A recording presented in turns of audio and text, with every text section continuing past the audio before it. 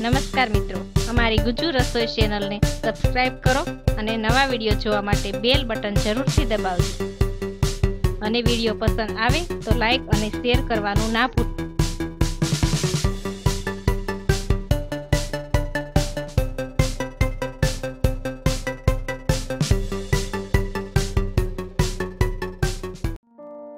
આજે આપણે આખા કાંદાનું શાક બનાવીશું. તો આપણે પહેલા કાંદાને કાપી લેશું. તો આખા કાંદામાં આપણને જોશે નાના મીડિયમ સાઈઝના 1.5 કિલો કાંદા લીધા છે, 1 કિલો ટમેટાની ગ્રેવી લીધી છે,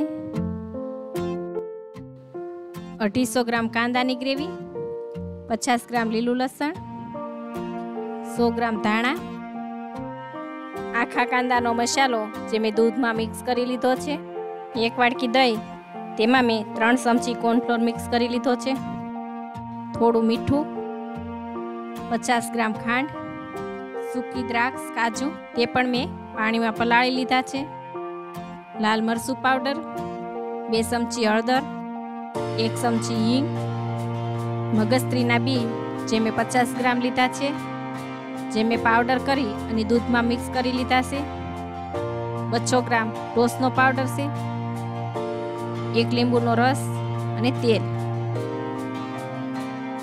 આપણે પહેલા તપેલાને નીચે ગારો લગાડી દઈશું.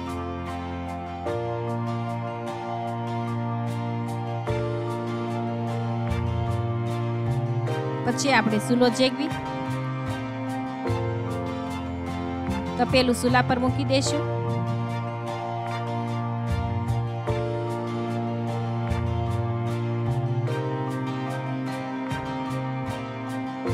તેમાં આપણે 1 વાટકી જેટલું તેલ નાખી દઈશું અને કાંદાને તળી લેશું.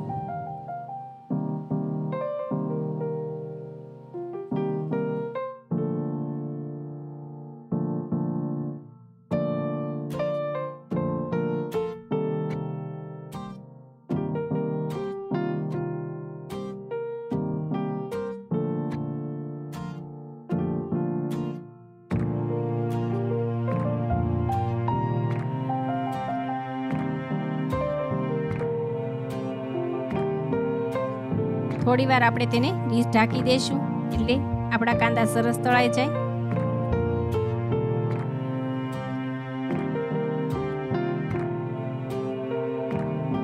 વચ્ચે આપણે હલાવતા રહીશું.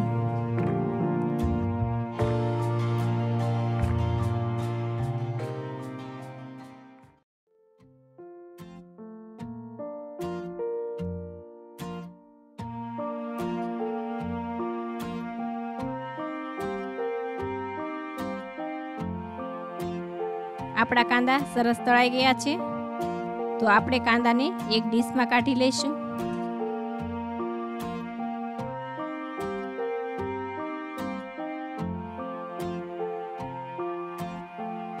હવે આપણે તપેલામાં તેલ 500 ગ્રામ જેટલું નાખી દઈશું.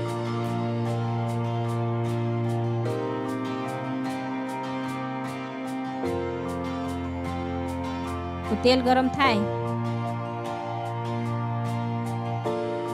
એટલે આપણે 1 ચમચી રાઈ અને 1 ચમચી આખું જીરું નાખી દઈશું.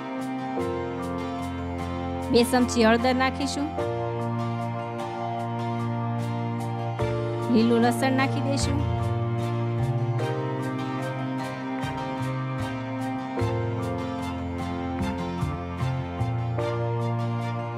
તેમાં આપણે કાંદાની ગ્રેવી નાખી દઈશું. તો હવે આપણે ટમેટાની ગ્રેવી નાખી દઈશું. આ રીતે આપણે બધું નાખી મિક્સ કરી દઈશું અને થોડીક વાર ઉકળવા દેવું. આ રીતે ઉકળી જાય. હવે આપણે દહીંમાં કોર્નફ્લોર ભેળવો તો એ આપણે નાખી દઈશું. મગજત્રીનો પાવડર નાખી દઈશું. મેં અહીં ટોસનો પાવડર લીધો તો તે પણ આપણે નાખી દઈશું અને બરાબર મિક્સ કરી લઈશું.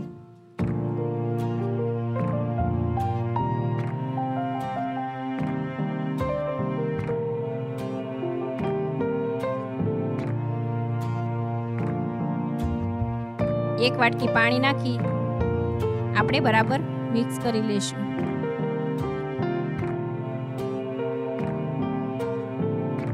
હવે આપણે તેમાં દ્રાક્ષ ને કાજુ નાખી દઈશું।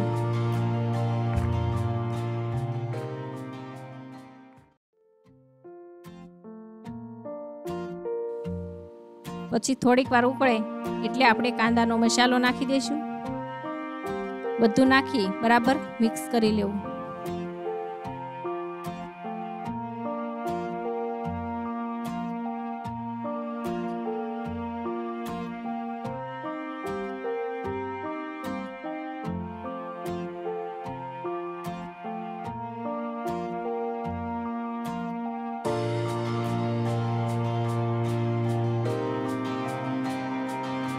મિક્સ થઈ જાય એટલે આપણે તેમાં 2 ચમચી જેટલી ખાંડ નાખી દઈશું।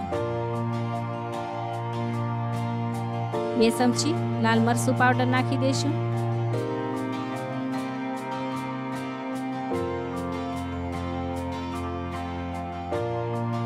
થોડોક સિંગદાણાનો ભૂકો નાખી દઈશું। 1 લીંબુનો રસ નાખી દઈશું।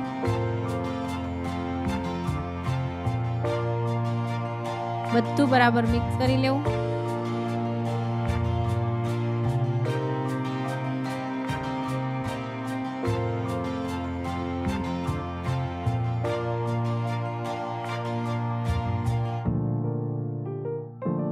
લાલ કલર આવે એટલા માટે આપણે કાશ્મીર લાલ મરચું નાખી દઈશું।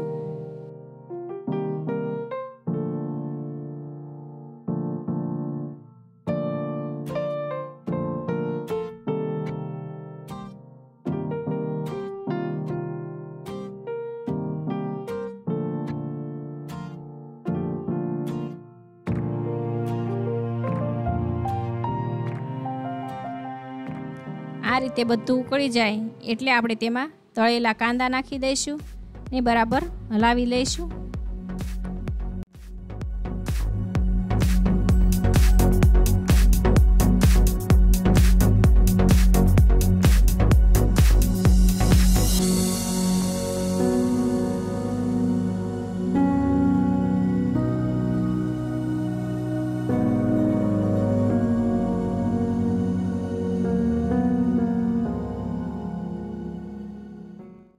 તેમાં આપણે હવે સ્વાદ અનુસાર મીઠું નાખી દઈશું।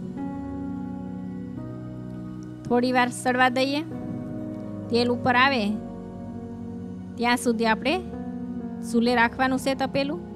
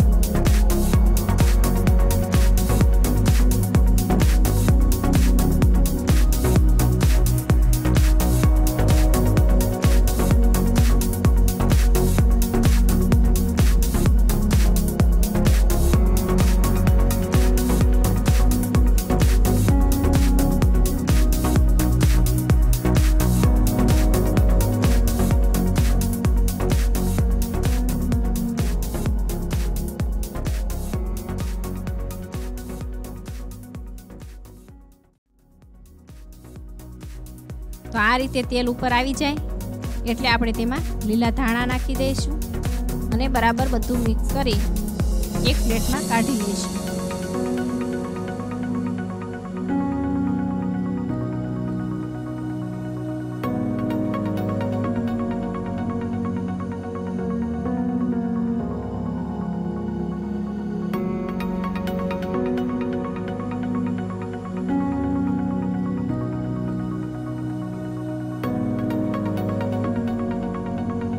તો મિત્રો તૈયાર છે આપણા આખા કાંદાનું શાક।